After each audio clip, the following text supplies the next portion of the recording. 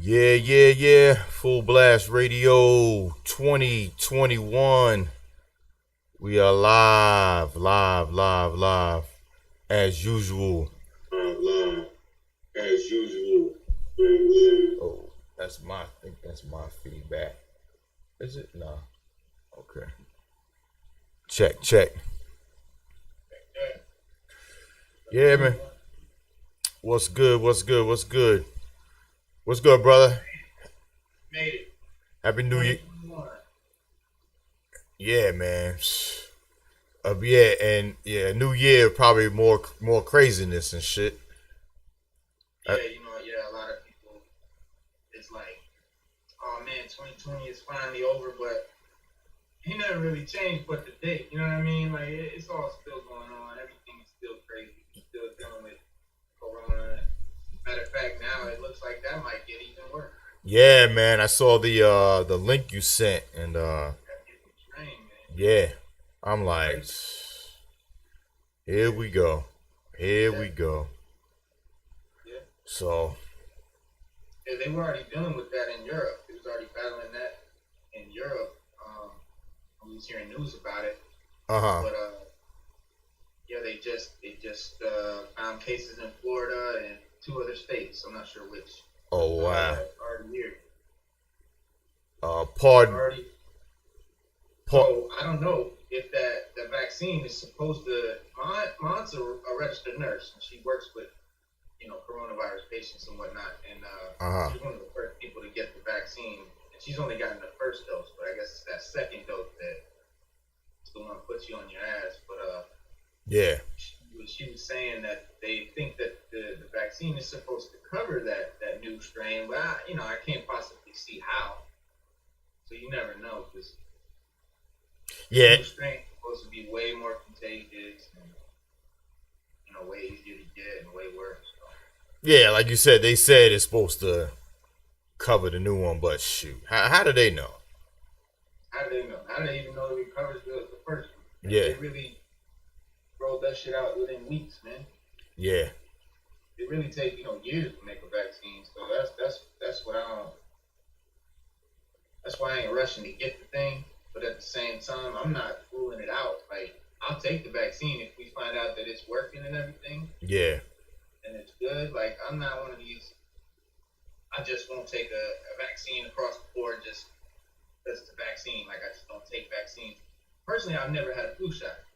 I've never had a vaccine except the ones that they make you get to go in, to enter school when you're a little kid. Like, that's the last. Yeah. When you had no choice, or if you work in the nursing field, like hospital, nursing home, like I had to take the flu shot because I worked in a nursing home. You know what I mean? But other than that, I didn't voluntarily go, and I was fine. You know what I mean? I caught the flu. I could probably count on one hand 3 times I caught the flu in my life. So. Right. Yeah, me too. Yeah. It is what it is, but yeah, man. I just want to, like I said, I usually be on midday. I'm gonna be on in a little later on when we finish our talk. I just wanted to chop it up about, our culture with hip hop, especially what happened last year, and shoot, what happened actually 2 days ago. You know what I mean? It's just crazy. We kept talking about, we gotta get out of 2020. They trying to just go to the end of the year on the last day. They done took a damn hip hop icon. You know what I mean? MF Doom. On the way out the door, like, one more fuck you, like, yeah, we're taking another. Yeah. But it's kind of crazy because, we learned about it the other day. But he actually died October 31st. October on Halloween, bro. Halloween, the guy that wears the mask. Yeah. Like, the irony of it is just, it's crazy. And it's like, and then I saw somebody like I was disgusted by like some of the people in the comments on his IG were like one person was mad at his mother to like post that now, like, and people like, yo, who are you to like he don't owe you nothing. Like, yeah, you're a fan, we love him, but yo, he don't owe you nothing. Like, that's his wife, that's his mother, you know what I mean? That was his wife that posted that, right? Or his mom? His wife, yeah. So like. Yeah, if anybody has the right to, she's grieving. You know what I mean? She been grieving. She grieving worse than us. And he's known to be a private dude. Like, the dude wears a mask. Anyway. Like, he's a private dude. Yeah. And when that commentary I heard you talk about where he was sending like clones like to do the concerts, like to me, like you said, like if someone's there and they realize, oh, it wasn't MF Doom, they got mad. But then if you think about the concept of what that meant, and I was like, yeah, the Doom bots. Like it was never really Dr. Doom he was fighting unless it was something some ill strategy he was doing, then you faced off with him. But for him to do that, bro, was like some genius shit. Even if you didn't like, damn, he wasn't really there, but you're playing his records, he's rhyming. Obviously the master, you can't see the lips moving. So you thinking it's him. That was ingenious to me, bro. I'm sorry. Nuance, yeah, that's some real genius nuance shit. Like, yeah. And you know, like I said, I think it was lost on a lot of people. Yeah. Because if you don't know about Dr. Doom, and anytime Dr. Doom they wrote a story where he lost, it was a Doom bot. You know what I mean? Like, yeah. It's like, oh, we finally got him, but then it wasn't him. Yeah. So, you know, and then when he won, it was him. So, but you know, it was a thing that Marvel used to be able to make interesting stories where the good guys could actually win, but they didn't have to lose their good villain character. Mm-hmm. So that's why they did it. But you know, it would have been smart on Doom to do it, and it was just genius on MF Doom, and brave as hell. Like that's some balls to send an imposter to lip sync at your show. Yeah. You had to have the nerve to be like and make it work. Right, and the confidence in the fans to know that they would get it. Yeah. You know what I mean? Like, a lot of cats wouldn't get it unless you was a comic book fan, too. And so I thought it was dope that he did. But like I said, also, if I did pay my money to go see Doom, and if I didn't know, you know what I mean, and I went to the show and it wasn't him, I'm sure I would have been pissed, too. Yeah.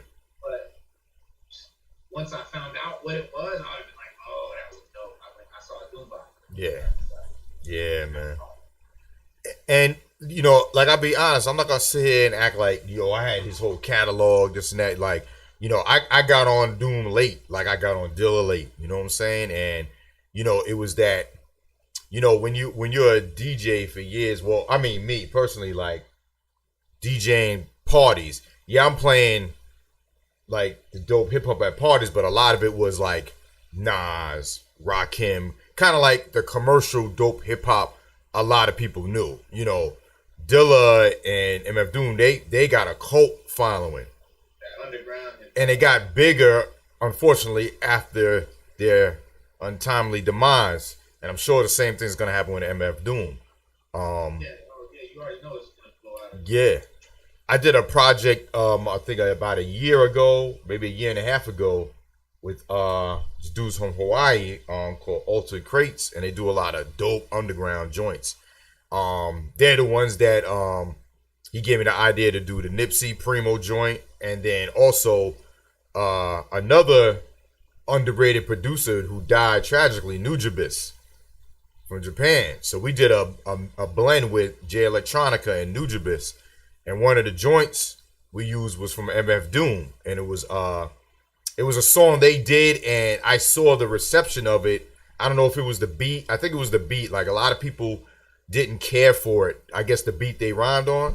So what we did was I mashed up J Electronica and that MF Doom song on a Nujabes beat, and we got a nice good reception from the mix. And then they made a official lyric video, so you can, you know, see. I like the lyric videos because you can see and know the lyrics, because you know a lot of their lyrics, you know, J Elect and MF Doom, you got to really pay attention. It's gonna go over your head. So that lyric video was like, okay, I'm rhyming to it while I'm watching it. So I just posted it today, and you know, I would just want to bring it back to the forefront because we did this, you know, like a year and a half ago. So you know, it's unfortunate, man. Like a lot of these artists, dope artists, you know, get their flowers after they pass, and you know, I always wanted to stress to give their flowers while they're here. I took that cue from like Nori when he first started his podcast, saying y'all want to give the flowers to these hip hop artists while they, so they feel appreciative. You know what I mean? And now, unfortunately, you know, we're definitely gonna do a tribute, and you know, it's gonna be after his death, but you know, I feel we still got to do it. We owe it to a superior lyrical MC that he is. So yeah, and I do, man. I always take that too. Like it bothers me like that. Cats like Bruce Lee never knew the icon status that they got to. Like Bruce Lee didn't get fame in the U.S. till he was dead. He already died. Yeah. Like when Enter the Dragon came out, he was already dead. He was already dead during that movie when it came. Yeah. Right. He Yep. didn't get nothing of love from the U.S. Yep. The U.S.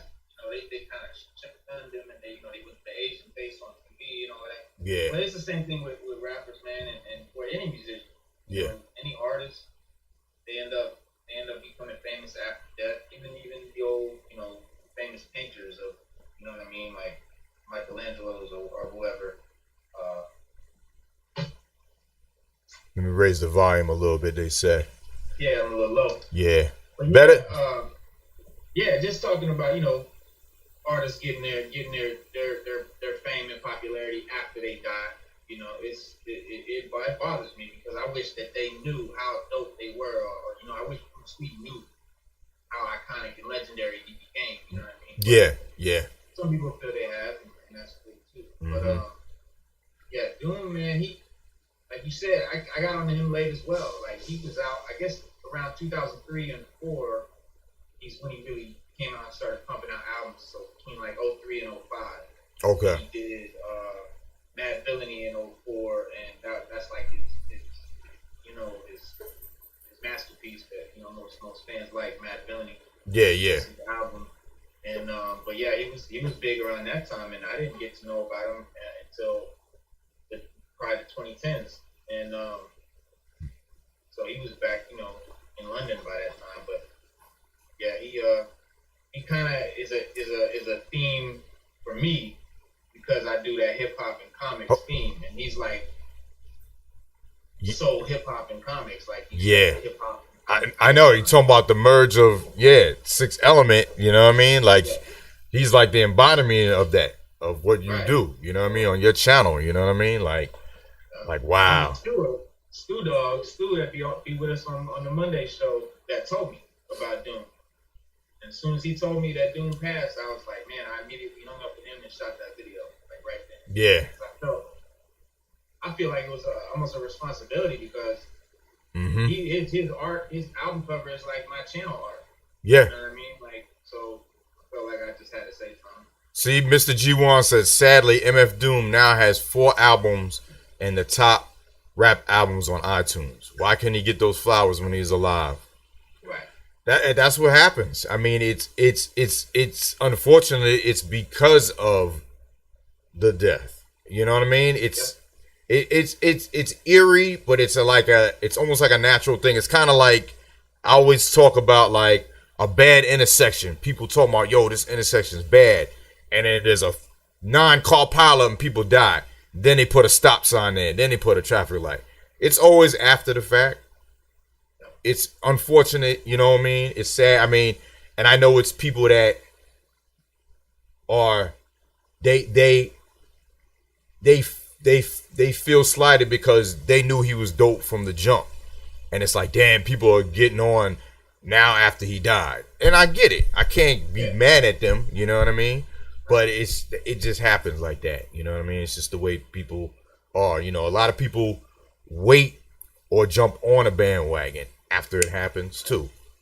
So and it's like, you hear someone died and then you go check out their stuff. Yeah.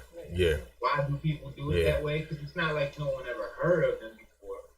Yeah. Instead, now you go check out his music. It's like, but then I can see fans being salty. I'm like, well, why y'all ain't know before? But, check, and justifiably so, there are people that haven't heard from them, of them, or heard the catalog, or maybe they did and didn't check. Maybe they just didn't, or they didn't realize. There's people that's like that too. Like I said, like Dilla. Like I knew Dilla did joints. You know what I'm saying? But I didn't know how a dope of an influence he was until early on after he passed. You know what I'm saying? And it's not always the fans' fault, because like you just said about Dilla, a lot of the MCs or the people in the industry don't talk about these people until they die. They're like, oh man, you don't even know like Dilla was the inspiration. Yeah. How come he? Yeah, I didn't hear you say that when he was alive. Yeah. Right. Yeah. So it's not really anybody's fault. People do lose sometimes to just hear of the person because of the news of their death. Mm-hmm. Yeah, man, it's crazy. We lost a few, man. We lost a few hip hop icons, man, this year. We lost what? Ozone? Yeah, from breaking. Yeah, we were. Man, we were talking about movie nights. That was one of them we were gonna watch. We passed that one over, kind of. Yeah, man. Rough, bro. Rough. I don't want to dwell on 2020 because we're out of it. You know what I mean? I know we're supposed to go in a new year with a new fresh mind, but I think it's good that we just talk about, at least in our culture, the hip hop culture. You know what I'm saying? At least celebrate them what they brought to hip hop. But on a sadder note, I heard this weeks ago about Crazy Legs, from Rocksteady, the accusations, and he actually admitted to doing a lot of wrongdoing towards females, when the Rocksteady when they were popping, and he admitted he's going to get help, and and it's crazy that the Olympics now recognize breakdancing. That was going to be a sport in 3 years, with 2024, and I think he was going to head it, and now this happened, and now I heard there's a few members of Rocksteady that resigned because of it.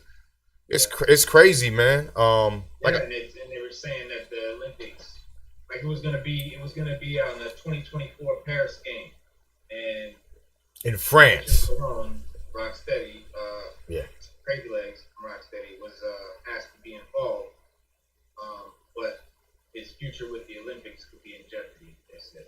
Yeah. With other people dropping out, man, I would love to see breakdancing going to the Olympics. Yeah. That would be nuts. And real talk, man, if he ain't there, as bad as that might seem, but to me what's worse is if he was there and he did what he did. Because if that was anybody else, bro, we'd be like, yo, get them out of here. So we gotta hold the same level of accountability, you know what I mean? Just like the Bambaataa shit, you know what I mean? And it's crazy that, we finding out stuff now. They did stuff before when they were young. Just like the young dudes are doing stupid shit now. It was the difference is we seeing it now. We didn't see it before. That's why it's coming out now with social media. We didn't have that before, so we didn't know what they were doing, but there was a lot of dirt going on. You know what I mean? A lot of rape culture, a lot of stuff, man. A lot of foul stuff that we didn't think it was bad because we were the same age too. I got a theory on it. Okay. It's like I was listening to Snoop Dogg on Breakfast Club one day, and I think it was Angela Yee asked him, "Do you ever regret how you was back then?" And then one of them said something about that was total rape culture stuff you were talking about, Snoop. You know what I mean? And yeah. He was like, "No, hell no, fuck a bitch." He's like, "No, I'm just kidding." But seriously, I grew up. I was a kid. You know what I mean? I was young, I did that shit, and I don't regret shit I did. I have no regrets. I'm not apologizing for it. That's who I was. Yeah. And hip hop is a young man's game. It's a young person. It was always historically a young person's genre. Yeah. And so that's why I think a lot of that young, dumb shit that everyone does when they're young. And you can't be canceling people because of shit they did in their teens or 20s, man. Come on, nobody is who they were back then. Yeah, well, yeah, unless you Harvey Weinstein or, someone like that where you're still doing that shit for power. Yeah. It's acceptance. It's always acceptance. Yeah. We're not talking about these dudes that are still doing it for power to rape women and stuff like that. We talking about the dumb shit. People doing dumb young trying to give women drinks and trying to yeah. And they learned from it. They knew they were doing it when they were back then, but people are supposed to grow up and mature. People are supposed to grow up and change and learn from their young times and not be canceled or persecuted or vilified those years of their life, and especially if they're different now. Yeah. If they're different now, and but yeah, like people blame hip hop, or they say, "Oh, hip hop is that way," or "Hip hop is this way," and I don't think it's like inherently because it's they've been over breakbeats. It's because it was young people, and there was violence and rape and murder before hip hop. Yeah, and it was typically done by younger people or older people having younger people do it. Like, you know, wars are fought by 18-year-old kids.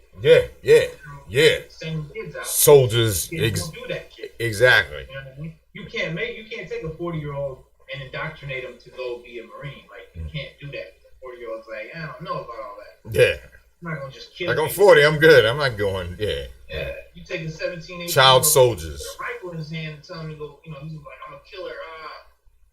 It's what kids do. Mm-hmm. I think hip hop got a bad name because it was historically done by young people. But as hip hop grows up, as we grow up rather and mature, hip hop will grow up and mature. You know, and it is, but it also has, you know, it's always got that young person sort of or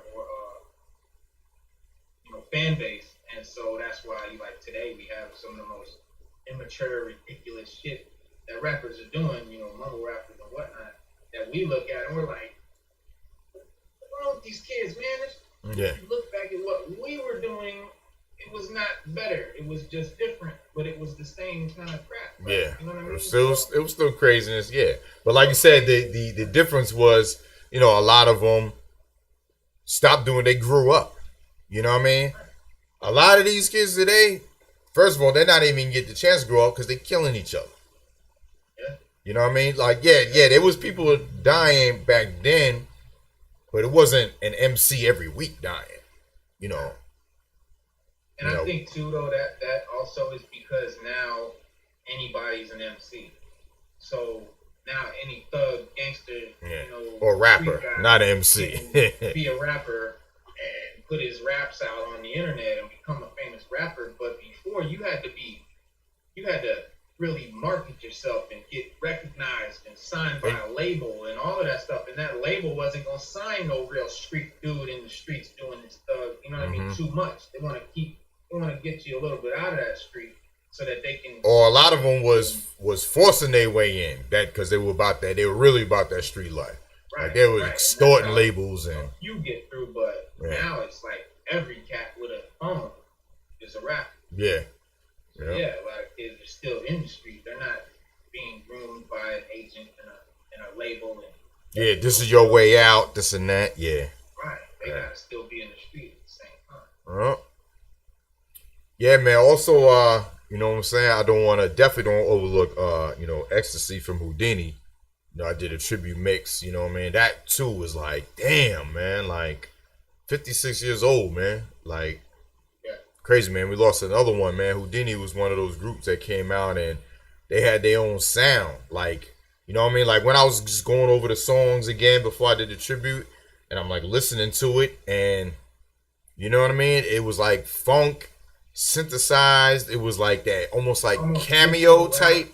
Yeah, man. But it was like, I was like, yo, they would people, I don't know, a lot of people, well, I think a lot of people they did recognize them because but the tribute alone, you know what I mean? There was so many people in there during the tribute and after, you know what I mean? Like their mark they made, man, was just dope, you know, and they did six official albums, you know what I'm saying, as a group, you know what I mean? And yeah, man, that dude's gonna be missed too, man. So he had an iconic voice too. That's one thing that I love, like about the dope MCs that got that. Their voice, man, is just, you know, him, Guru, you know what I'm saying? Wu-Tang, yeah, their voices, man, it's just so distinctive. Like, it's not like, yo, who's that? Is that, I don't know. No, you know, as soon as one lyric come out their mouth, you know who it is. Right. You know? Some groups were kind of hard if you didn't really know who was who. Unrecognizable. Differentiate sometimes who was who. Yeah. But with the Wu, it was like everyone, their voice was like almost a colorful thing. Like you just, I don't know, every one of them MCs was like a different superhero. Yeah. With a different power. Yeah. And they have their own unique voice, but it's that voice, man. A lot of people, a lot of rappers and stuff, they don't get that. Yeah. And like everybody thinks, oh man, I can write these dope rhymes, but if you got a whack voice, or your voice just ain't unique or whatever, you got problems. Like you could be a great writer and not have that voice. And there's a lot of rappers I don't listen to because of their voice. Yo, I'll be honest, that was Eminem, one. I don't like his voice. You just pulled it out. You just pulled it. Like Big Bird or something. I was just about to say it. When I first heard My Name Is, it was on MTV, and that's how it debuted. It was a video. I think it was by a pool, bunch of chicks around him, and it was like Dr. Dre's new whatever, Eminem, My Name Is. And when that came on, bro, I ain't gonna lie, I was like, yo, what is this? This sound whack. What I thought, I first heard it on the radio, and I thought it was our local DJ would sometimes make up funny raps or funny songs, and he would, do it like a funny little rap or whatever that was something, just a sort of a joke or something silly. Mm-hmm. And I really thought My Name Is was a DJ doing a joke rap. Like, wow. I didn't think it was even a serious thing. Yeah. I didn't even take it. I was like, I had no idea. Mm-hmm. It was like way later when they started talking about letting me know. I was like, oh. So I could never listen because of his voice. Yeah, it was like, wait. Yeah, like I said, like, and I know he could rap. Like, I definitely know that now. Yeah, to me, he's phenomenal lyricist. You can't take it from him. Yeah, he's gotten way better than when I first heard him than to what, he's doing now or what he did with Slaughterhouse. And to me, he sounded, I was able to listen to him when I listened to Bad Meets Evil, the EP, with him and Royce. Mm-hmm. Like, to me, he just rapped different because I guess he knew that, okay, now I'm with some lyrical dudes, like, I better make sure I'm on point. You know what I mean? And I listened to him then, you know what I mean? But as far as the albums, you know what I mean? Like, there was like a few songs I picked out. And I even did a mashup with him and Kanye's beats. Well, Kanye started bugging out. It was called My Dark Shady Twisted Nightmare. So I mixed like him up and I made like a video mix of it.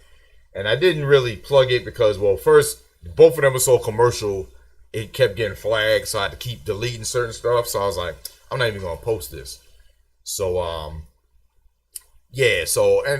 people liked it. But as far as that, like, yeah, I'm not really, like I said, I took Lord Jamal's crew. Like, I don't really see any people bumping I'm Slim Shady, you know what I mean? Like driving in the hood or whatever. I mean, you know what I mean? Like, nobody in my hood ever listened to Eminem. It wasn't a diss. It's just what it was. Like, you know what though? Like some of my rap, like MC associates, like people that I hung around, like we had studios in the projects, like we, you know what I mean? We were rappers, we wrote, and like writers and stuff that I was around. Always liked Eminem. They always loved him because from a writer standpoint, you hear how it's very like dude is a genius. Yeah, the intricacy of what he was, the layering of how he broke down the putting the syllables and shit. Yeah, it was some new shit. But like he's got a song called Infinite. Yeah, I don't know if you've heard. That shit is cool. Like, and he kind of did a better voice. Like I could actually dig that. Like if you would have came stuck to that style, I probably would have been a fan. It's kind of like when Biggie came out. Biggie was like yelling, and then he calmed his voice down, and then it was like, yo, this dude is dope. I think Eminem should have did the same thing. He should have got rid of that, you know what I mean? Like, yeah, like you said, it's just that voice, like, oh, man, it's annoying, bro. It really is. Word. That's like you waking up to a chick, and she's talking like, you know how Nicki Minaj talks? Like, I could be like, get out of here. Like, I couldn't stand that. No way. But it makes me think too about like the Dot X and Grand Puba. The way they did their voice. At first I didn't like, but it grew on me, and then like listening to the lyrics and like I quickly became a fan. But you gotta be careful, man, the way you project your joints. Yeah. When I first heard Sadat X, it threw me off too. First. But I quickly grew, especially when he was in a group, Brand Nubian. Like if I would have heard him solo, it might not have grabbed me. You know what I mean? But because they all had different voices, you know what I mean? Like Lord Jamar has that voice where if I heard something solo, he don't have a real distinctive voice. Not very distinct. Yeah, right. yeah. When he talks now, I know who it is. But back then, to me, it was Grand Poobah and Sadat had that distinct voice. Yeah, yeah. I always like Grand Pooba's voice too. Yeah. Chuck D is another one. Dope. Brother Jay from X Clan. Of course, Rock. Cube. Huh? Ice Cube. Oh, like Ice. Guys. Oh yeah, hell yeah. Yeah, definitely. Ice Cube. Shoot. Oh yeah, obviously Buster. Word. Shoot, man, there's a lot, man. So I like Scarface voice. Yeah, man. Word. Yeah, the NWA, like they all had their distinct, you know what I mean? Like, man, DLC. Like, look at what losing your voice could do. Yeah, I know. Dude would have been phenomenal. Yeah, man. Yeah, he would have been on the same level as like, as far as like the appeal that Snoop had, and you know what I'm saying? But I know he, if I'm not mistaken, he like he's still getting it, right? Like I know he writes, right?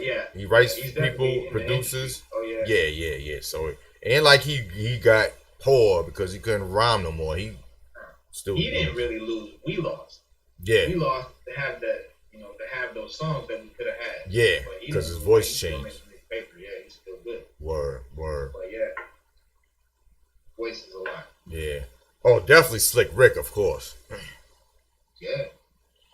And oh yeah, Nate. Yeah, I heard that too. Yeah, he did not write gangsta music. He did it because that's what they want. Yeah, Dre tried to do the same thing with Rakim. Rakim signed his label. Rakim was like, he wanted me to rhyme about, shooting and all, and like. You know what I mean? On that kind of level. Like Rakim does it in a way where it don't sound like it's, hyperbole or exploitation, like, you know what I mean? Right. Like in the ghetto. Like that ain't no gangster song, but he's talking about what happened in the ghetto. You know what I mean? He know how to do it without making it sound like it's something, you know what I mean? Like I'm shooting people out the car window, glorifying it. Exactly. Yeah, he in his book, Sweat the Technique. Did you read that? No, I want to get it. I did the audio book where he reads it. Oh, nice. So, yeah, go on Audible and he'll read it. Yeah, that'd be even better. That'd be even better. That's how I listened to it. Yeah, it was good. But yeah, he was saying that Dr. Dre wanted him to do that. That's why he never did the Dre Rakim album. Yeah. He wanted him to do some gangster shit. And you want to hear Rakim doing gangster shit. Yeah, man. To me, that was like I took that as an insult. Like, how you gonna try to change arguably the dopest MC ever?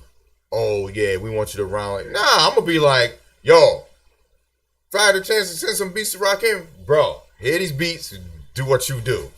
Yeah. You know what I mean? Like, stop trying to change somebody or change the formula. Yeah, man. If it ain't broke, don't fix it. Yeah, Dre don't. That's ego, though. That's ego. That's what that is. He's not really an MC. Exactly. Jay-Z writes his rhymes. Jay-Z doesn't really write. Yeah. You know what I mean? Like, yeah. Yep. I think that's a whole nother debate. Like, if an MC has to write their own rhymes, like, of course. Yeah, an MC, not a entertainer or rapper. Like, use other people's songs, but MC, that's all about coming up with your own shit. That's exactly. What MCing is about. That's a whole different ball game. Exactly. I'm not sitting here like, damn, Diddy didn't write that song. It's like, so what? It's Diddy. It ain't. If it was Rakim, I'd be like, oh man. Speaking of that, remember Rakim said he's gonna slap fire out of who the arrogant dude from Third Base. Not Prime Minister. Search, MC Search. Yeah, Search. Yeah, he tried to allude in a comment like if he wrote something for Rakim or something. Rakim was like, bro, I'll come slap fire at you, baby paw. Like don't play him. Yeah, that was just for the intention that he might have done that. Of course, he found out that that's not what Search said. Yeah. Search came back and did a explanation like, Yeah, yeah, he better clean it up. Word up. He better straighten that up, bro. Word. Yeah. Yeah, he's like, Leor is the moron that actually said write a rhyme for Rakim. Oh, Leor Cohen, right? Yeah. Yeah. Leor told him. Yeah. Do that. Yeah, that's crazy. Yo, that's what's up, man. Got 82 people in here. You put that hip hop talk in the title. Hip hop speaks. Word up. Shout out to everyone on the chat, y'all. Tribe, what's good? Salute. Happy New Year to everybody. Hope y'all enjoyed it. Hope y'all rocked out, man. We rocked out till 3 a.m. for the West Coast. Like soon as 3 a.m. hit, YouTube was like, all right, you done. It cut me right off. But I was glad I was able to do that for all the time zones. East Coast, Central, Mountain, and West Pacific. Midnight in Cali, yeah. So I'm glad that, man, because we got people from all over, tuning in, and that was dope to see. Yeah, the Jews, RP Doom, man. Come back Monday. We do this every Monday too, man. We talk about hip hop. We talk about comics. Yup. Same thing. Yup. Comics and hip hop. Yeah. Every Monday, 6:30, we here doing this. Mm-hmm. Oh, also, it was the anniversary of Carrie Fisher passing away too. It was the 28th, I think. I didn't know. I was late on this. I guess I didn't see it when it came out because I was more like just sad that she passed away. But that memoir book she put out, that she had an affair with Harrison Ford for like the 3 months they filmed. Right. The first Star Wars movie. I was like, oh shoot. I saw the kind of stand-up thing she did. It was almost like a stand-up comedy routine, but she wasn't really telling jokes. She was just telling about her life. Yeah. It was just like a natural like funniness with the stuff she was saying, right? Yeah. You're right. I did miss that. Hell yeah, Rasta. Princess Leia was fine as hell. All right. Or. But yeah, man. Oh yeah. So I got my finally got my contest of champions. My Jizza, Liquid Swords just came. Yeah, that was late too. A lot of stuff was late. Yo, my wife, she just got her she just got her commencement from her graduation that she graduated December 10th. It just came in the mail. Yeah. Cool. I'm like almost a month late. Right? Yeah. You still didn't get my package, huh? Nah. Nope. It's crazy. Yeah, man. And all it's saying on the tracking is that it's arriving late. Yeah, I know. Like, all right. It took like 2 days to get from my city to Richmond, which is an hour and a half away. Damn. You could have drove it there if you weren't. Yeah. It's crazy. Yeah. And I got packages that'll come and they'll be sitting in Richmond for days. And I'm like, it's down the road, like bring it over here. Yeah. And then it'll come to my post office, which is in, a few blocks from me, and it'll be like the next day that they'll finally bring it over. So they're just backed up. Yeah, and they're gonna catch up because the mailman like today they came at like before 11 o'clock a.m. You know what I'm saying? They were coming at like 2, 3, 4 in the afternoon. And that's because all the mailing and everything. But now I think they get back to normal. They've been coming real early, so yeah, we gonna get it real soon. Yeah. Have you ever, Yoshi, I'm glad you said that. You say he's DJ Q-Bird's generation. Have you ever seen the Invisible Scratch Pickles? DJ Q-Bird, Mixmaster Mike? Bro, I want to start posting more of these videos. The brother station is the Scratch Gods on YouTube. There's only a few videos up there right now, but you're gonna start posting more. It's just strictly DJ videos up there. I think they got the greatest intro by Mixmaster Mike when he opened for the Beastie Boys is on there. Is that a YouTube channel? Invisible Scratch Pickles? No, Invisible Scratch Pickles is a group of DJs that battled the X-Men back in the days. Mr. Sinister, Rock Raider, rest in peace. And but the Scratch Gods, that's the other channel that I used to stream DJ on. Q-Bird, yeah, and DJ Q-Bird, these dudes are nasty. Yeah, they way from back in the days. We talking about like the 90s. You know what I'm saying? But they dope. Like they were doing it with vinyl, before the laptops and everything. You know what I mean? And yeah, check. There's like an infamous battle. The Executioners, well, they were called the X-Men, but they had to change it obviously for copyright reasons. Right. But it was Mr. Sinister, Rock Raider. Who else was it? Help me out, y'all, in the chat. I know y'all know. I think it was 2 other DJs, and they battled Invisible Scotch Pickles, and that was like a dope, just back to back, just battling. You know what I'm saying? With the records, man. It was just like Rob Swift. He said the Scratch Pickles is DJ Qbert, A-Track, D Styles, DJ Disc, DJ Shortcut, Yoga Frog. Yeah, it was a lot that Mike.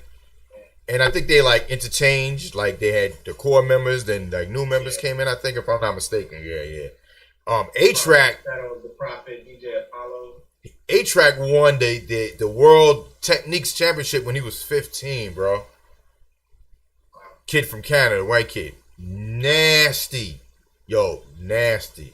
Yeah, that battle was like 8 hours. Word up. I'm about to find that, man. I want to put that on the channel, man. We could like watch that in real time and like and comment on it like it's live. You know what I mean? Because that's, you talking about that culture of the DJ, man. Like back then, bro, it was just, I had a VCR tape of the World Supremacy on a VHS. You know what I mean? Watching these dudes go at it, and the Peter Piper routine from Rock Raider, the Sucker MC's routine by Rock Raider. Bro, man, you talking about, you know what I mean? Like, and Rob Swift. Yeah, these dudes are like next level, like, you know what I mean? Like, I sit there, I'm trying to DJ, and bro, it take them like, they say like 6 to 8 months to do like a 5-minute routine for like those battles. And I see why. I try to like practice doing the juggle thing, bro. I can't, I'm left-handed, and I'm always crossing my hand over instead of trying to use my right hand. So I'm like limited. So like, cause I be seeing how they catch it. They catch it with both hands. That's how you catch it quicker. I can't catch it that quick. The only way I can do it is put both turntables on one side. You know what I mean? And catch it with one arm like that. But you know, man, it's dope to try to practice. But then it's like, then you put that tape on, it's like, man, I ain't doing this. I'm just gonna watch these dudes. Yo, they can design some shit for left-handed DJs or something. Yeah, I mean, I'm sure, you know. Turntable mixer like setup. Just do a whole different setup. Yeah. Well, I used to DJ like that. I used to put both turntables on one side. You know what I mean? Right. I might maybe try that one day, see how it go. But yeah, these dudes are phenomenal, man.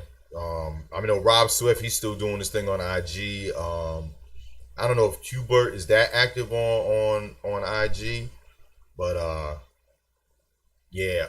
Check out Scratch Guards, y'all, on YouTube. Get some more videos up there. Oh yeah, Messenger, yeah, Philly, yeah, Cosmic Cab, Grand Wizard Rasheen. Yeah, yo, I met Grand Wizard Rasheen, man. We did I did Battles on Radio, which is in New York on Long Island in Stony Brook, and he came through. Matter of fact, I know I got tape of him DJing. Nasty. Yeah, iconic DJ. You know what I'm saying? And news were dope. Miz, Cash Money, word. Yeah, all DJs were welcome to come out there and spin. Yeah, man. Yeah, Qbert looked like he didn't even age. Real talk. Hey, check out DJ Qbert, man. You talking about quick with like, bro, his hands move so fast with the fader. Yo, he did a 5-minute routine and not even using the fader. He was just using his hand cutting. Like, I can't even describe it. You got to just watch it. He didn't use the fader. He just cut it with his hand. You know what I mean? The record. And it was phenomenal. Yeah. Yeah, I'm gonna check some videos out. Yeah, man. Yeah, okay, yeah. Cream said I posted that one up. He saw that one. Okay. Yeah, man. I'm gonna start after doing that, because there's more people, you know, tuning in. You know what I'm saying? Full blast, man, and you know, we want to get more people that love this real hip hop and see all cultures of it, man. I want to get yo, we have to reach out to see these, find some of these iconic graffiti artists and do some interviews with them, or see if we can post some videos of them tagging a train or something. I'm talking about some real, take it back to the 80s, bro. Someone just hit 24 cars in New York City on the subway line.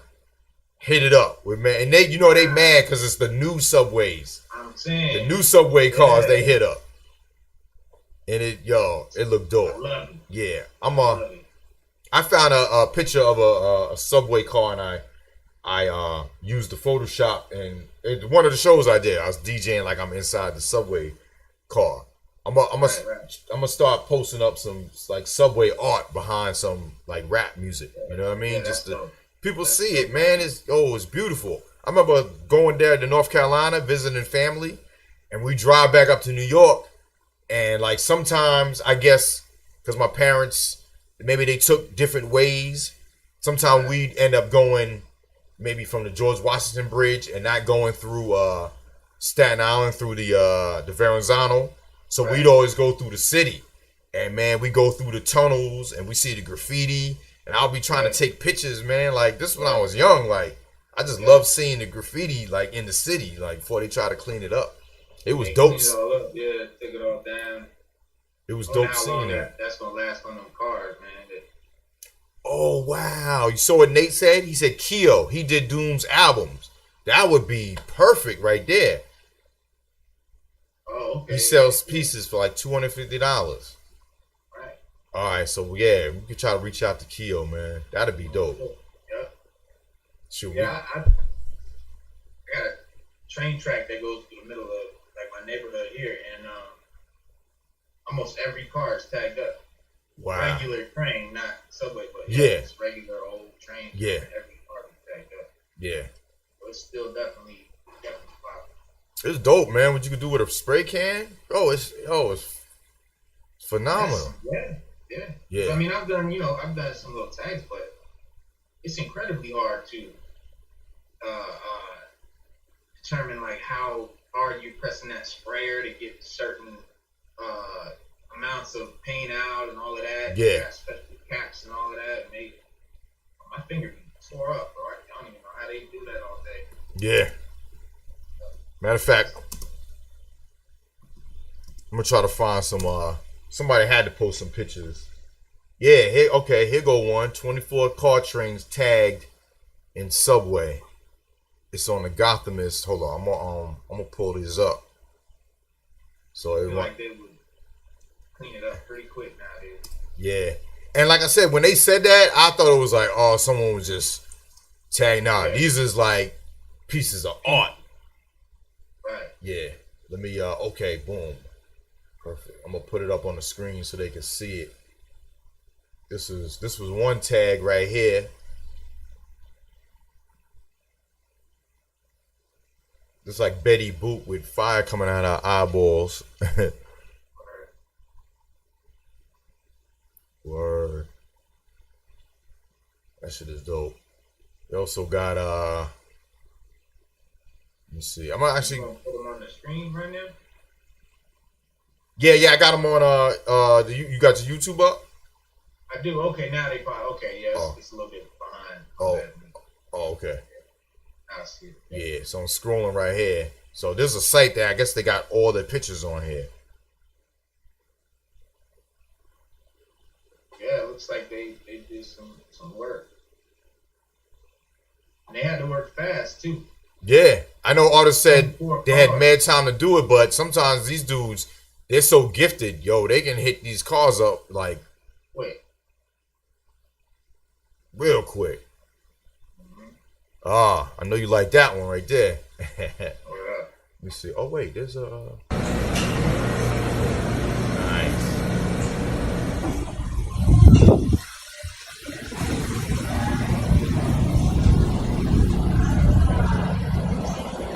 So got a man down showing titties.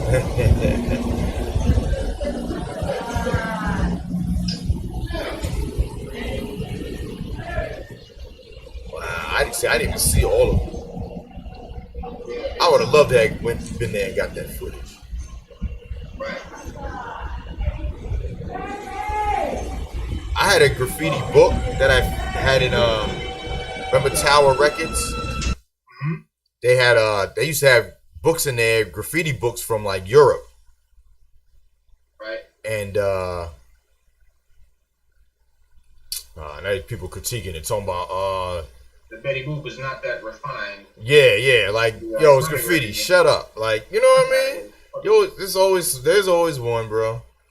It's not as clear. It looks matted. Like really, bro. They're worrying about getting arrested by the cops. I don't think they were worrying about the matte finish. They had to work fast, like, and they worked. I mean, they hit the hell out of it. Like, they really covered some real estate. Like, yeah, it's not just like little bits. Like, they covered the whole joint. Facts.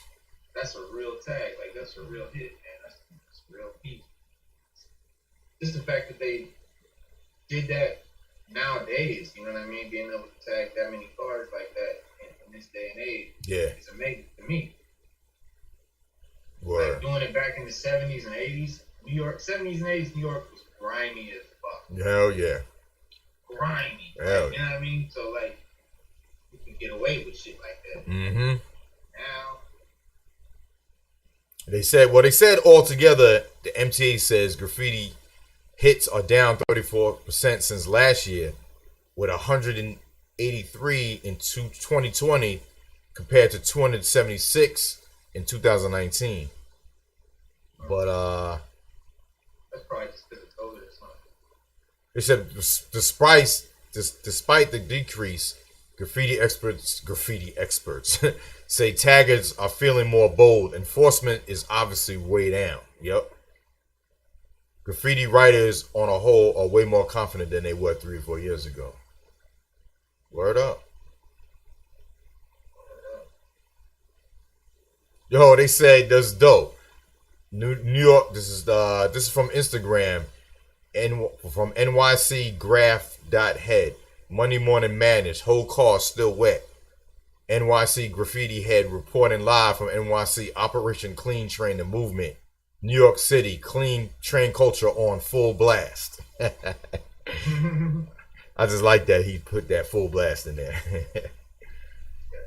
Yeah, I always catch when like people, like, I always hear like famous people, and whenever they say something, like they say full blast or something like that, I always think, man, you should grab that and like use it as a sample or something, you know what I mean, like a little plug. Yeah. Like Sammy the Bull said it the other day. He said something about full blast, something, and it sounded perfect too, like he was saying, like he could have been talking about channel. So yeah. Yeah. Look at this one. I know you appreciate comics and hip hop. Batman. Nice. I bet you, yo, I can tell by looking at this one. This probably took like 10 minutes to do. Yeah, that's. And look how dope. Yeah, because they didn't have to make no details for the Batman. And got like maybe 5 colors. Yeah. At the most. Yeah. It's a quick tag. Yeah, because like I said, we talking about dudes that's been doing this for like 20, 30 years. Like, you know what I mean? Like, they just at the drop of a dime just pick up that can and just spray something quick. And it's still dope. Look how you can see, like, it's like gradient going from dark. Yeah, orange, the fade, right? Bright yellow, like, yeah. Yeah. Got the 2 different blues in the blue. That's dope. Yeah. Quilla T said that's not legal. Yeah, we know that. That's what makes it dope. Quilla T. That was the whole point. But yeah, you know, I mean, I get it. People, you know, but you know what? I like the stores that let people do the graffiti like on their storefronts. Yeah. Oh, so let me show y'all this piece I got. I actually blew this up and printed it through a print site that I use. I just saw the picture. I just saw the picture online. I was gonna show it, but I figured I'd show y'all. Forgot I had it on the wall. 5 points. Now, Meg, I know you know about this. 5 points. They tore it down. It was an iconic spot, Long Island City, and the dudes that own the building, they were gonna tear it down, but they were gonna give like a year to do it. But then the dude went and snuck and tore it down, like before the year was up. So they actually, the graffiti artist sued and won a $7 million lawsuit.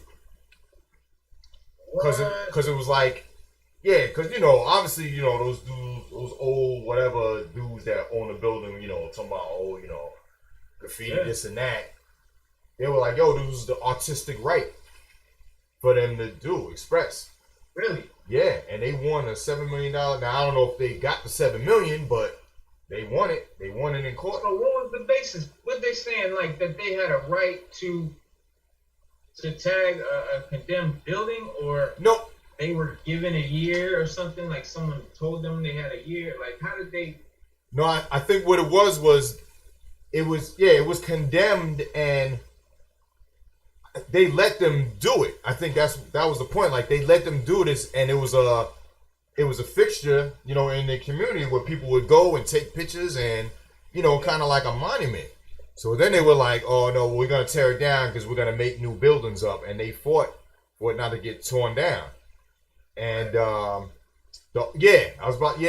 said the owners had claimed they were gonna leave a wall open so they can just do that, but they just tore the whole thing down. They said, where are you guys from? The host. I was born in Queens, New York, grew up mostly in Florida, and I'm in Virginia now. Yeah, I grew up, I was born on Long Island, man, Strong Island, New York. Moved down to Atlanta 3 years ago. I've been in Georgia since 2017. Yup. Yeah, East Coast, yup. Yeah, there were businesses in there too. Yeah. Okay, it wasn't condemned. Okay. Yeah, that was the media bullshit then. Right. But yeah, man, 5 points, graffiti, like man. Subway. Huh? From a train. It was like an L train that you could see that building from. If I'm saying, yeah. Let me find. Matter of fact, I think it was off like a train. You could see it from the train.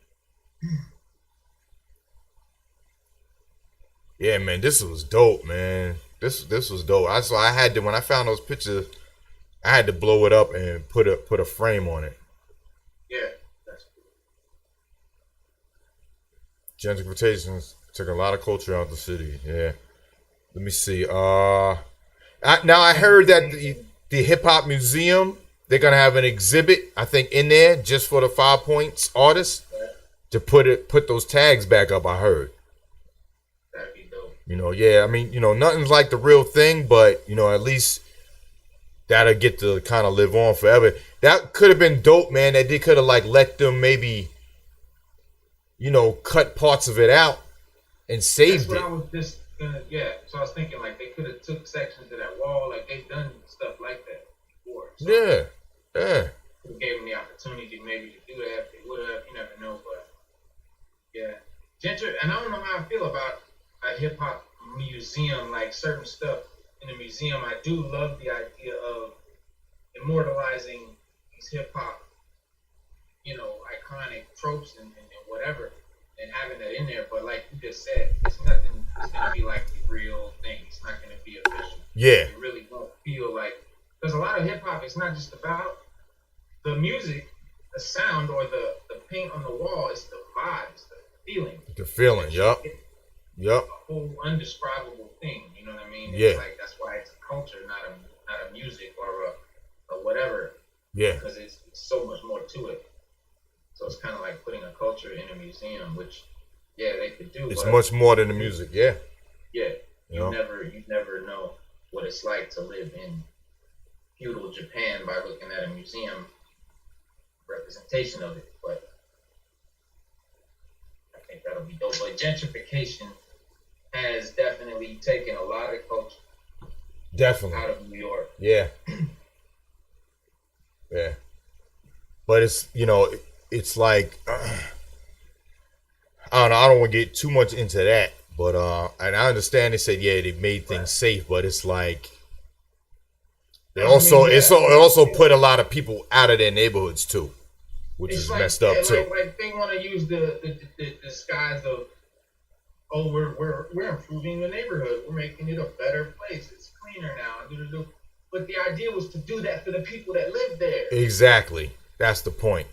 Yup. That's the point. That's what they lost. That's Yeah. what they missed. But yeah, not to get too, because I get real passionate about that. But yeah. Yeah, because the view from the people there is like, oh, now because there's other people other than us living here, now it's better. You know what I mean? Right. Like you couldn't help us clean it up before.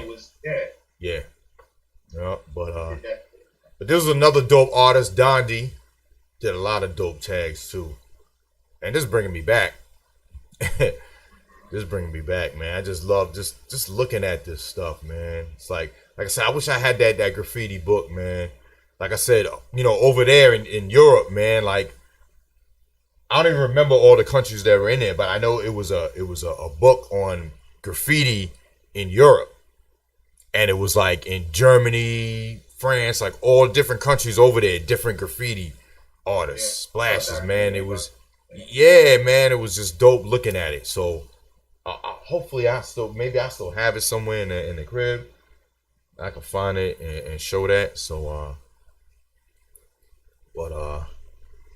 yeah, man, I appreciate everyone tuning in, man. This is dope, man. Yeah. All these people in here. Great. Yeah. People love the dialogue. Yeah. I want to shout out K1, man. He used to bomb on Long Island. I actually took a picture of one of his bombs in hometown Huntington. I grew up. He bombed inside of a store. He did graffiti too. He was one of the first dudes. I talked about this when Cooks did the interview with me that he introduced me to the ultimate breaks, beats and breaks. He had the official, the vinyl. Like before they redid them, he had the first ones. He had one of the first sets of 1200s. And I used to go to his house and I just watched him just cut up the break beats. You know what I'm saying? And that was my another introduction into another part of hip hop was like the breaks. He's like, yo, these breaks are from the records. Like, you know, I was like, oh shoot, like I didn't know. You know what I mean? He showed me, yo, this is where they got this sample from. This is where they got, you know, these drum breaks from. He's always cutting like the drum breaks. I love learning about that too. Like I love when you play the original songs that the samples are from. Oh, I love doing that too. I love finding them like, yo, because you know it's sample, but just the song itself is dope too. Right. I'll be rocking the song out for like a minute, 2 minutes before I throw in the hip hop joint. Yeah, I like when you do that too, because it's like those songs are almost a little bit doper now because I know the rap. Yeah, it's a different version. It's a different feeling. I listened to Juicy before. Mm-hmm. Biggie, you know what I mean? But yeah. I love that. Finding out those. You hear them with different ears. Yeah, it's like a different feeling. Yep. And I see like I seen records like when me and Grap was talking about, you know, his pop's record collection, and we was talking about different records, and he had records that my pops had too. You know what I mean? Like there was a record. My pops is in the chat. Shout out to my pops. He had a record called Weather Report. You know what I mean? It was like a hat with a storm. It was like a storm on the cover of it. And I just remember, you know, certain covers drew you to the record too.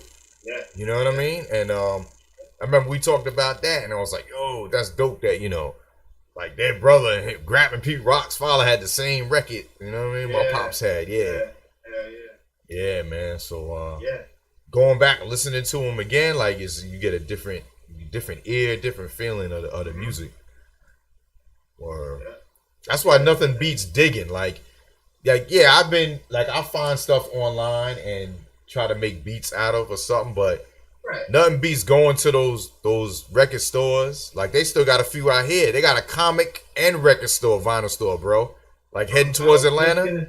I went there twice, just in there just digging. Damn. There's nothing like that feeling. Yeah, I want to go to that. Yeah, because it's digging in the crates. It's the same thing we do in the comic store, like digging in the long boxes. Yeah, like this same thing. Like I might order issues on eBay or whatever like that, but I gotta think of it. I gotta know about it. I gotta seek it. You know what I mean? Like there's not a whole lot of discovering when you're ordering it. Yeah. But you go digging in boxes and you discover some shit you even never knew or you heard about, and like you see it, like digging in the crates, digging in the long boxes. Same thing. That's why I say like hip hop and comic books have so much in common. It's crazy to me. Bro, when me and my cousin and my friend, guy named Leon, we try to form a rap group, right? And that he used to do the same thing. We go to these record stores. There was one in Mineola, and there was one in this is on Long Island, and there's one in another town. I think it was Hart Park, if I'm not mistaken. And we used to go there. Hey, you know what I'm saying? We go get the records. We'd be sitting in his basement, putting the record on, listening, finding samples. We found the Bob James sample, Can't Wait, that Redman did. Can't wait to get it on. We had that. We made a beat out of that before the Redman song came out. So it was like, we knew, like, yo, we getting in the ear for this. Because, these dope rappers is using the same samples, like, and we were like, man, like, damn, he came out with that joint, but we at the same time I was like, yo, it was a dope joint. It's Redman, it's Eric Sherman, couldn't be that man, but it was just the fact that, damn, we made a beat with this same sample, and they made a beat, and they're on, and we trying to get on. And they thought of it. Yeah, we had damn, there was like two other ones we found that, you know, then after the fact, then someone else, like, that's dope that we listened to, like, used it. So it was dope to kind of like be like, damn, we're thinking the same level they are, even though we're not known. You know what I mean? It was just a dope feeling, and like you said, it was dope to go find it. We went and found it, you know, and oh shoot, we found the sample. We went and dug, you know. And like you said, it was the same with the comics. Like, you know, you go in there, you flipping, like, oh, this cover look dope. Let me see what this story's about. It's the same. My favorite shit is to dig in there and find a comic and say $3 on it. You don't know this is a $40 book, right? Yeah. Let me hear him put. Yup. You know what I mean? Yeah, that's my favorite shit. Word. Finding stuff they don't know that they got in there. Like, that's cool. I went into a bookstore. This was in Huntington, and it wasn't a bookstore like had comics. They had like just books, used books. They were selling just used books, and they just had comics. Yeah, we had a shop like that in Sarasota. And I went through the comics. Yo, they had Wolverine #1 for $10. I don't got it anymore, but it was worth more than $10 when I bought it. Oh, yeah. So I know, you know, imagine what it is now in, like, you know, mint condition. So, like you said, it's dope to go dig. Word up. Yeah, prayers for Biz, man. Prayers for Biz. Love you, Biz. Biz Marquis, man. Still, you know, still nothing going on, and yeah, see, Pops, I told the story with Grap. With Grap Lover is Pete Rock's brother, who kind of introduced the jazz and hip hop mix. Pete Rock Seal Smooth. My pops was telling me jazz and hip hop will merge. That's when before I was in high school. And he was like, yo, when he first saw me getting into DJing, he was like, yo, he said, man, you should do a mix. I'm telling you, you should do a mix. You believe him? And then Did you believe him, man? Huh? Did you believe him? Nah, well, yeah, I mean, he was saying, like, you know, do a mix, you know, you should do something, man, you should do something. And I was like, yeah, all right, but I was a kid, you know, I was like, then it came out, and he's like, I told you. I was like, Dad, I didn't have the tools to make beats. But he was saying it. I remember him saying it, because he used to about, like, I was like, Dad, all right. But, you know, I'm in high school, I'm just mixing records, you know what I mean? But then when they came out making the songs out of it, he was like, I told you. And I was like, sorry, Dad. You know, I didn't have studio equipment in, but he was saying it, though. Yeah, Taz. You know? Yeah, Miles Davis' last project, yeah, it was with Easy Mo B. Yeah, dope. Yeah, that lo-fi jazz hip-hop, yeah. Nujabes. Lo-fi's, Yo, check out Nujabes J Electronica mashup I did. Check that out, y'all. I actually put that on my Bandcamp. It's on the YouTube too. Nujabes was dope, man. Like, he a fatal car accident. That was a like I said, I didn't get on to him till after, but that was big, man. That was like losing, you know, I don't want to put it in the air, so I'm not gonna say any dope producer name, but that's like one of the dopest hip hop producers dying, Yeah. you know, at their peak. You know what I Right. mean? So, Yep. you know, I mean, shoot, Dilla, you know what I mean? Shoot. But tragically, you know what I mean? Like, we all knew Dilla was dying, you know, he had lupus, but just like a tragic moment, you know what I mean? That's how it hit Japan, man, when Nujabes died. So, Mm-hmm. you know, he was. Yeah, speaking of Dilla and lo-fi sounds to me like it was inspired by Dilla. Yeah. The whole genre. Yeah. Yeah. Yeah. Mm-hmm. Like he almost invented that. Yeah. Yup. Yeah, man. It's like you said, it's a feeling. Yeah, Nujabes, that's what I'm saying, man. Born on the same day. That's what's so dope about that too. Born on the same day. Really? Nujabes and Dilla, yeah. Did not know that. Yeah. Yeah. I'm definitely gonna do this February, do a tribute mix. Both of them. That'd be dope. Word up. Definitely, man. Hey man, we gotta, you know, keep they memories alive, man. That's the only way we can do it. Pay tribute. You know, we know we don't hear him on the radio, so we know we'll hear him on here. So don't you worry, y'all. We'll keep them alive. Yeah. And any you know, ideas and, you know, things, you know, that we can do, you know, let us know too. You know what I'm saying? Cause I know y'all, you know, said, yo, you know, you should do this mix with this, you know what I mean? It's like, yo, okay, that's dope. Cause, you know, I try to think of a lot of stuff, but can't think of everything. So, Nujabes, he kind of like created chill hop. Yeah. Yeah, he's like the pioneer of that. Dilla, kind of like the pioneer of lo-fi. Yeah. And I feel like chill hop and lo-fi, they're kind of in the same sort of. Kind of like parallel. Yeah. Yeah, and I know they try to like box Dilla in like, like the Neosoul whatever. Like, nah, to me, like Neosoul R&B is like real R&B to me. That's like the real R&B, not the shit on the radio that sounds like the trap rap music. You know what I'm saying? Yeah. Neosoul R&B to me is real R&B. Just R&B. Like, cause if you could say Neosoul, that's like, cause we say Marvin Gaye is R&B, Teddy Pendergrass, but that's soul. You know what I mean? But to me, that's real R&B. So, and you know, Soul, D'Angelo, Erykah Badu, Maxwell, yeah. To me, that's soulful, dope R&B. So it is. And Neo just means new. So yeah, really is what it is. It's new soul music. Mm-hmm. Yeah, man. Yeah. Oh man. Yeah, man. Just dope. What time is it? It's oh shoot, damn. It's already 1:45. Wow. Yeah.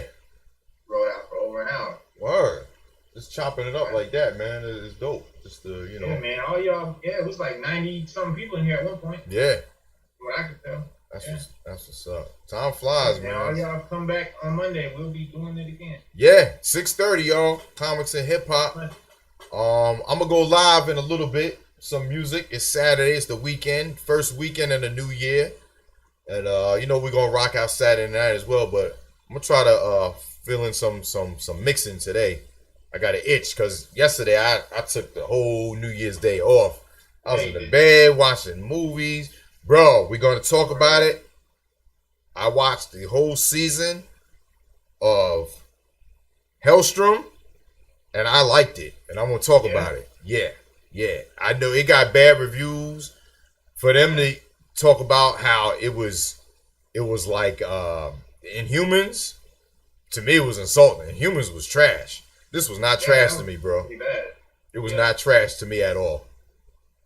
Word up. So we could talk about it, man. We talk about it. Do you know about the character and about the comics and stuff? Vaguely. So maybe that's why. Do you know enough to know if the show was sticking to the comic? Yeah, but when I read a description on the kids and who they follow up and what they did and the mother, so it did parallel that in the story. So it wasn't like, oh, this is off. Right. So that's why I was like, I don't understand where the hate came from. Okay. So all right, I'll watch that, man, this weekend. Yeah. Talk about that Monday. And the reason why they canceled it was because of Marvel Studios having control over everything. So they didn't want to. They just said no. He said, wow.